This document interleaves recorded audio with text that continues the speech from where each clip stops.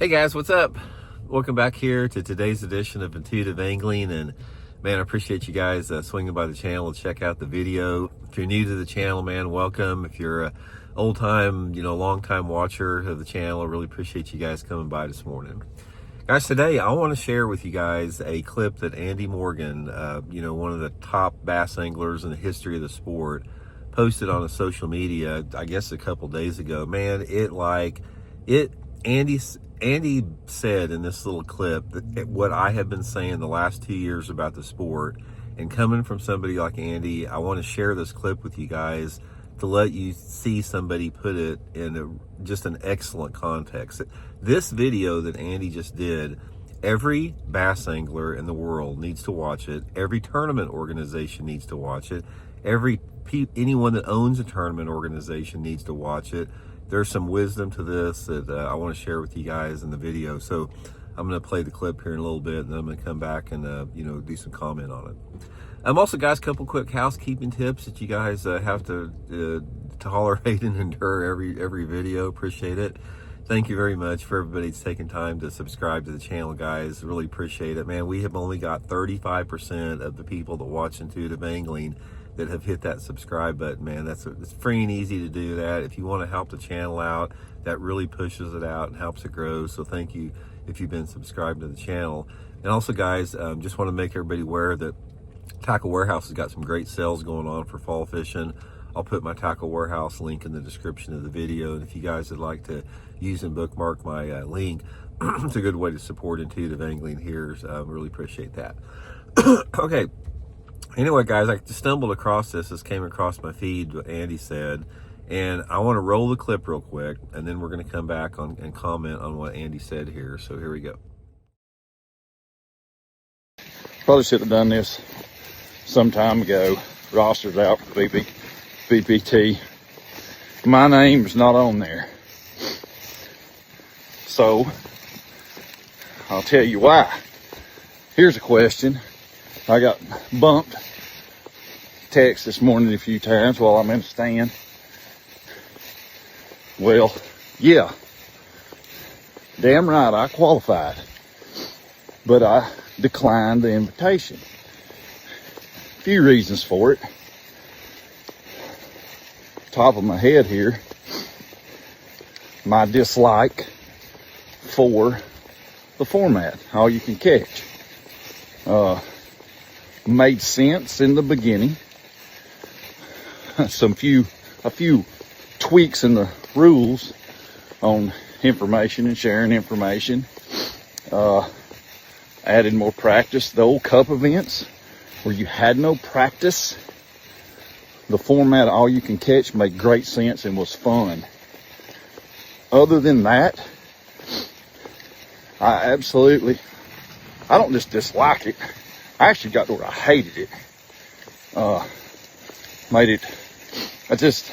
It made no sense to me. But anyway, next reason is just pure expense. Huge entry fee, with the format, etc. I had very little chance to win my money back, much less make anything. So financial, there you have it. I guess the third reason is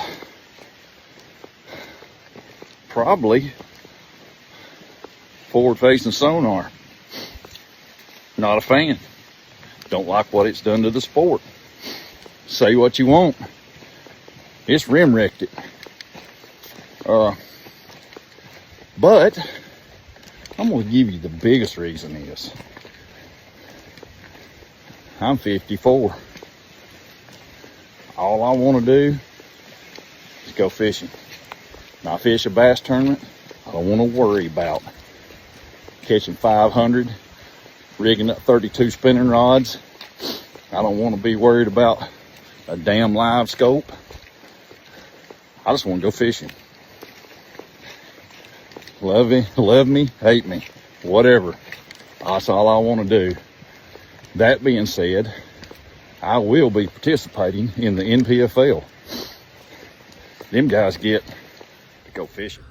Okay, guys, there you go. Nothing but truth bombs from Andy. Now, first of all, let me say a couple things about Andy Morgan. I have always liked Andy Morgan a lot. I fished around him forever on the FLW Tour. Primarily, his fame came through the FLW Tour. And guys, when I think about Andy Morgan, one of the things that really pisses me off is that he has not gotten the recognition he deserves. Andy Morgan was the dominant force forever on the FLW Tour. He dominated over there and dominated amongst a group of hammers. People don't realize, but the competition level on the FLW Tour from about 1998 to about 2010 or so, something like that, it was more competitive than the Bassmaster Elite Series by far. I know because I fished both of them. So the FLW Tour never got credit it deserved for, you know, having these marquee anglers like Andy Morgan. But anyway, Andy Morgan won a ton of tournaments, won a ton of Angler of the Year events. He had so many top tens. Every tournament we go to, when they'd cut to the top 10, you'd see Andy Morgan's name up there. And I just want to say, shame on the Bass Fishing Hall of Fame. All you dudes that are on the Bass Fishing Hall of Fame, the board of the Bass Fishing Hall of Fame that nominates people and elects people, why in the hell is Andy Morgan not in the Bass Fishing Hall of Fame? That's absolute bullshit. You look at Andy Morgan has got a better resume than 90% of those guys that they've inducted into the Bass Fishing Hall of Fame. It's stupid that he's not in there. FLW, for all of the flaws that it has had over there, it was a competitive top-level professional circuit. And guys like David Dudley and Andy Morgan and Scott Martin, they dominated on that tour over there, and they would have dominated on the Elite Series, but they just chose to fish there. So I just want to basically say I consider Andy Morgan one of the top 5 all-time bass anglers in the history of the sport. I want to clarify that. Andy did nothing but drop truth bombs that I've been talking about for the last 3 years. I've been screaming at the top of my lungs, just what he talked about. He laid out the reality of the situation. First of all, the fact that tournament fishing in 2025 is a money pit. It's not like it was back when Andy was kicking everybody's butt and you had entry fees that were half of what they are now and you had payouts that were double what they are now. It's not like that anymore. And Andy, one of the reasons he talks about not fishing the Bass Pro Tour next year, it is a money pit. So I'm so happy to hear somebody say that. But the main thing that I want to talk about, and you guys know what it is Andy Morgan finally came out and voiced his opinion against forward-facing sonar in that video. And one of the things that I didn't quite understand, I want to talk, and when I say this about Andy Morgan, I love the guy. Andy Morgan, I got nothing to say. He is one of my all-time favorite anglers and people ever. But I remember Andy, he was one of the first people that said when LiveScope came out, if you're not scoping, you're just hoping.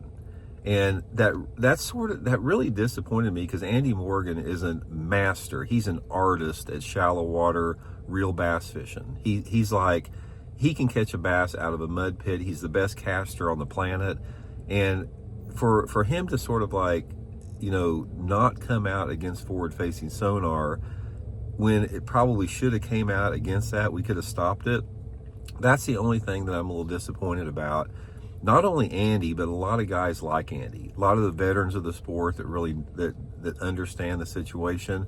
But you can tell from this video, guys, he's had it. He doesn't want to put up with that cheater box spotlighting bullshit. And he finally came out and said it, going to NPFL. And one of the things that I'll tell you right now is when a lot of people like Andy Morgan, I understand their reluctance a little bit to come out against it. It's a combination of a lot of different things. Number one, a lot of people see technology as like inevitable to sport, and they see that you got to keep up with the newest trends and all that type of deal. But I think Andy, I'm not speaking for Andy, but my perception of a lot of people like Andy that was sort of receptive and didn't vocalize their opposition against it early on, they still felt that they were against it, but now they've seen what has happened to the sport. They've seen the destruction and the chaos that forward-facing sonar and live scope has created in the sport, and they simply just had enough. And now, since they have an avenue like NPFL to go to really showcase real bass fishing skills, they're finally coming out against it. So here is one of the things about it. Like in my channel, guys, you either love me or hate me as far as my stance on forward-facing sonar. Most people agree with me on it.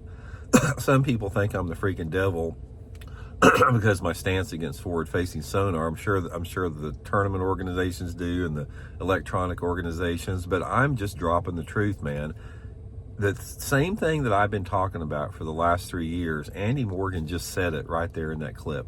He just said what the majority of bass anglers in this country feel like, but they've had their hands tied behind their back because they don't want to make waves to a large degree. And we're finally seeing people come out, like Andy did here, voice their opposition to it, especially over the past 6 or 9 months, and that is a step in the right direction. And I don't care how you want to sugarcoat it. I don't care how you want to spin it. If forward-facing sonar is a freaking disease on this sport, there's no other way about it. There's not one single redeeming quality about that. It's all destructive. It's all negative. It sets the sport back. It takes away from the sport. It degrades the sport. It degrades the fish. It degrades the anglers that use it. It is the worst thing that has ever happened in the sport. And like I said, Andy just came right out clear and said it. So I think the more people that get the courage to come out against it like this, we've already seen changes. We've already seen tournament organizations, they were forced, like a lot of them, to cut it to half a day of using forward-facing sonar or have it certain periods. There's restrictions that have been put on it. I don't know of hardly any tournament organizations that is just a free-for-all on forward-facing sonar. There's always some limitations, but those are nothing but half measures. It's like, why not grow a pair and go all the way like NPFL? Just get rid of the damn stuff. We don't need it.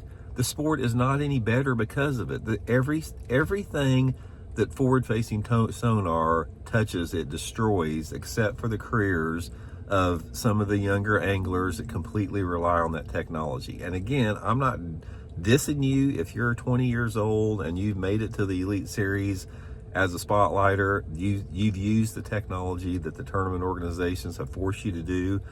I, again, put all the blame on Bassmaster, on MLF, the tournament organizations that have forced anglers to have to use that technology to compete, and then pushed anglers like Andy Morgan and all the other freaking hammers that have been in the sport forever. They pushed them out of the sport because of it.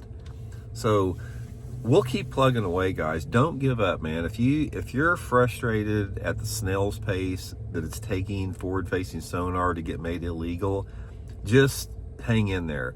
I'm getting ready to meet with several of the state conservation departments, and I'm going to lobby, and I'm going to do everything I can and use every bit of influence that I have to try to get the states to ban forward-facing sonar from recreational and tournament fishing. So join the fight, guys. Join the good fight. And the more vocal we are, that is our PowerPoint. It's like, I don't care how much money these electronic companies are giving, tournament organizations.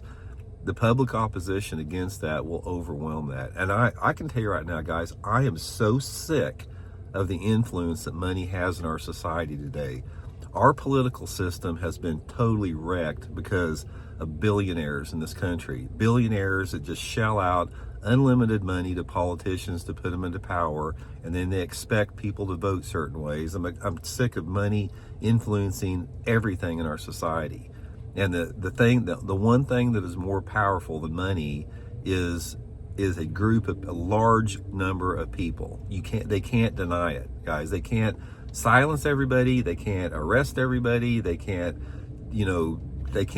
penalize everybody if they come out in opposition to things that aren't fair and aren't good for our society and this sport and this thing that we're talking about here. So anyway, guys, shoot me some comments. Let me know what you guys think. We'll check in later.